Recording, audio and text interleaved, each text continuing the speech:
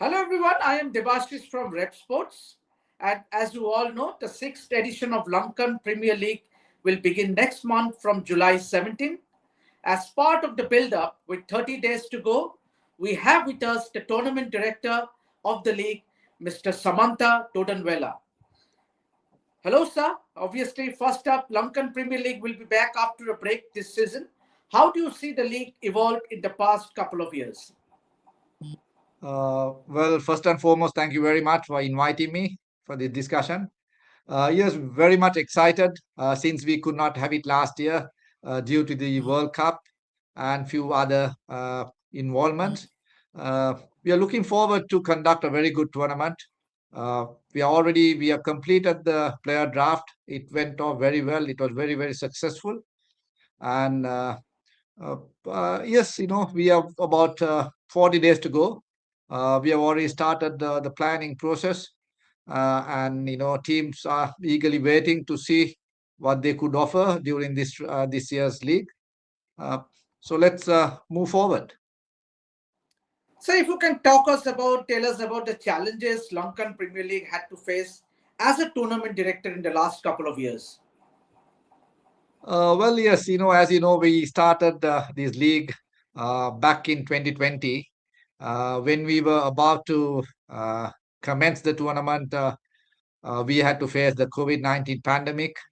And when the entire world was shut down, Sri Lanka was successful in conducting in a very secured environment.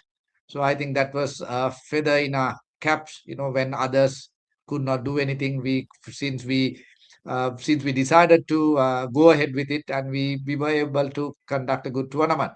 Then the following year was also the same. We had a lot of obstacles due to a lot of restrictions from the government, but we still continued. Then 2022, we were planning everything very smoothly, but unfortunately, just a month before the player draft, uh, as a country, we had to face the economic crisis. As a result, there was severe shortage of fuel, and there were no foreign currency. Due to those reasons, we were compelled to postpone the league to December. Uh, uh, you know, uh, Due to that reason, although we had a good tournament, I would say some of the top players who signed for us had to, move out because there are other commitments during that period. Although they signed to play during July, and since we had to move from July to December, some of the top players had to go, and also some of the sponsors also pulled out due to the economic crisis. But since then, everything have been, moving forward as planned. 2023 was a very good tournament, and 2024 was the best out of the five editions that we had. So, I'm very pleased, and I'm very proud the way it has been happening. So looking forward for a better event this year. Sir, obviously, tell us about the partnership with IPG Group, who have associated with various other global T20 leagues, including the Caribbean Premier League. Yeah, IPG has been with us, since the inception. So when we went to the market to get event rights partner, IPG was the only company who came forward. And since then, he have been involved with the Lanka Premier League. I would say, I should give him the credit with all the obstacles and challenges that we had as a country that we had. He had delivered. So I'm looking forward, and I'm hopefully this year will be a better year than all those five editions. That's how we are planning. Big thank you to IPG for coming forward and being with this league since the inception. And so, in terms of planning, what are your plans in terms of fan engagements and drawing spectators to the stadiums?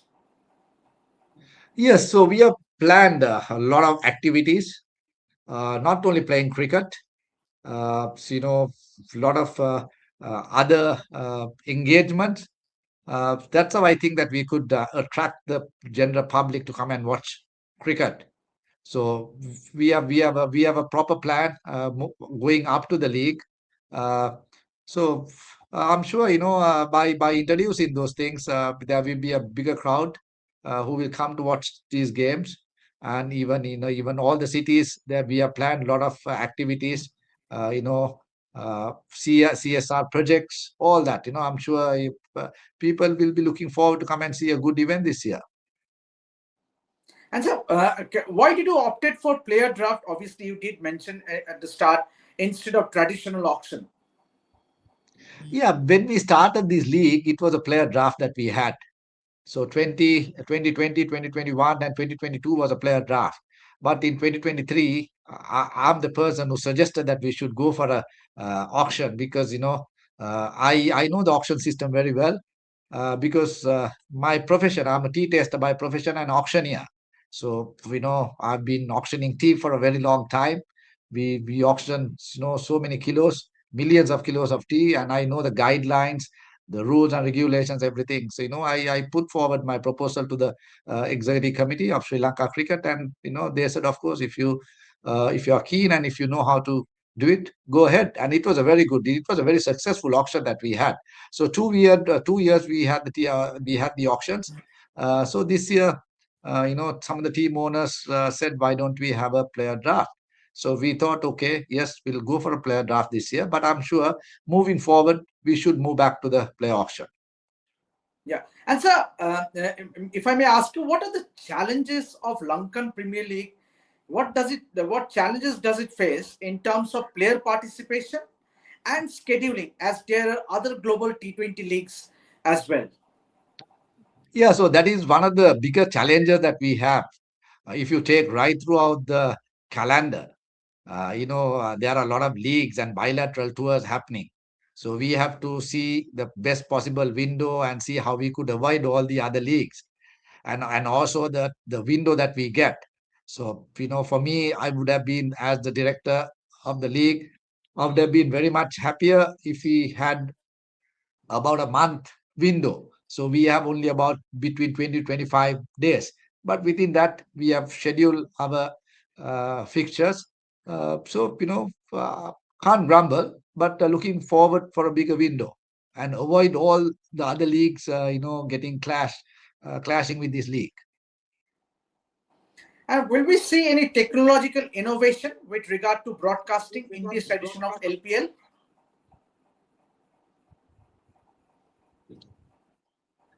Uh, yes, our broadcast and the production is done by IPG, the events right partner himself. So he is a very experienced guy who have been doing that globally in other leagues as well. So he's yet to give us uh, the the the program. I'm sure he will come out with new innovatives, and looking forward to it.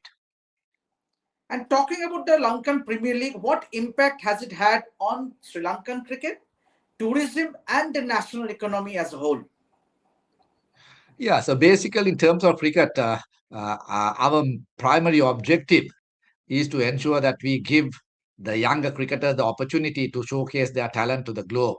That's how we could build the second string. So it's very important for any country that you have a solid second string. So, we have produced a lot of cricketers through the Lanka Premier League. Some of the players, I don't want to name the players now, but some of the players who are in the national side are players who came through the Lanka Premier League. So it's, that's what we are looking at. And in terms of tourism, of course, yes. This is a platform that we could take the country to the globe. Uh, you know, for a simple example, we see so many overseas cricketers coming to play. And when you say cricketers, it's not only the cricketers, sometimes their families, their extended families all come along with them. And especially what I see is when they come to Sri Lanka, they go around the country. And in social media, you take the Twitter, Instagram, Facebook, most of them, they publish their stories. So that itself is enough to take our Sri Lanka to the globe. And we are spending so much, Ministry of Tourism is spending so much of money to advertise Sri Lanka. This is actually, I think it's happening free of charge. So this is a fantastic event, fantastic opportunity for Sri Lanka to take our country, the image, and what we could offer to the world, to the globe. And finally, sir, have you thought of having any brand ambassador for the Lankan Premier League this edition? Of course, I don't want to tell you at this moment. We have signed. Very soon, it will be published.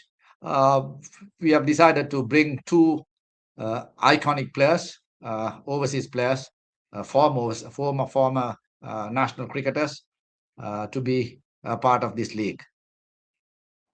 So that's, I keep it as a suspense. Means obviously, as Mr. Samantha says, that it is a big surprise. Obviously, we will see two global cricketing icons being the brand ambassador for Lankan Premier League this edition. Wish you all the best, sir, and let's hope that Lankan Premier League gets the recognition it is due. Obviously, the tournament has been going on for 5 seasons, and hopefully, it's going to be one of the best this season. And obviously, we at Revsportz, we will be there in Sri Lanka to cover the Lankan Premier League extensively, and wish you all good luck. So thank you once again, Mr. Samantha Dodanwela. That was the tournament director of the Lankan Premier League, and we will be continuing our build-up. Obviously, with 15 days to go and 7 days to go, and then we will do our reporting from on ground. And that's it for now. Keep watching this space to get all the updates throughout our coverage of sports. This is me, Debashish, signing out for Revsportz. Keep watching. Thank you. Thank you very much, sir. Sir, please do share me if you have anything to share, because I have to do a build-up video on the 15 days to go. So this is the video that will be published on 17th of June, considering the tournament starts on July 17th. So again, I have to do 15 days to go and then 7 days to go. These are the two videos left. And from there on, we will do when we reach in Sri Lanka. All right, good. We'll do. We'll keep in touch for sure. Thank you very much, sir. Thank you, and all the best once again, sir. Once again, thank you. Thank you. Thank you very much. Good luck.